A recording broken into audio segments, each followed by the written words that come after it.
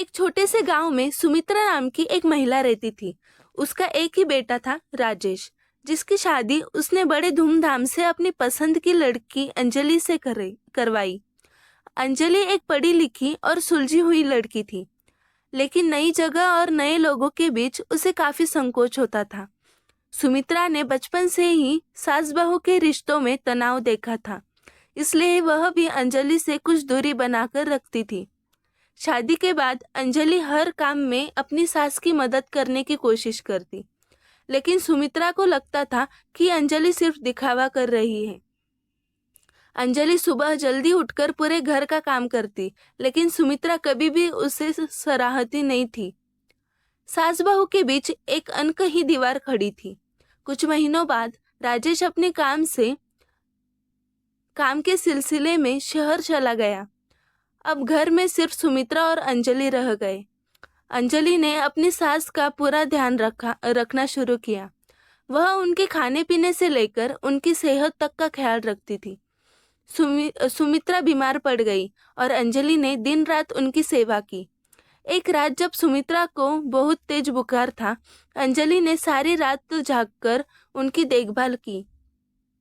सुबह सुमित्रा की तबीयत कुछ ठीक हुई तो उन्होंने अंजलि को अपने पास बुलाया। सुमित्रा की आंखों में आंसू थे। उन्होंने अंजलि से कहा, बेटी, मैं तुम्हें हमेशा बहू समझती रही, लेकिन तुमने हर बार मुझे बेटी की तरह संभाला। मैं तुम्हारे प्यार और देखभाल को समझ नहीं पाई। अंजलि भी भावुक हो गई। उसने कहा, माँ, मैं तो हमेशा आपको अपनी माँ मानती थी। अगर आपकी डांट या नाराजगी मुझे महसूस होती तो भी मैंने सोचा कि यह मेरा फर्ज है कि मैं आपका ख्याल रखूं। उस दिन से सुमित्रा और अंजलि के बीच का रिश्ता बदल गया। वे सास बहू नहीं बल्कि माँ बेटी बन गए। दोनों हर काम में एक दूसरे का साथ देती। गांव में सभी लोग उनके इस अनोखे रिश्ते की मिसाल देते। कुछ समय बाद जब राजेश घर लौटा तो उसने देखा कि घर में एक नई ऊर्जा और प्यार का माहौल था।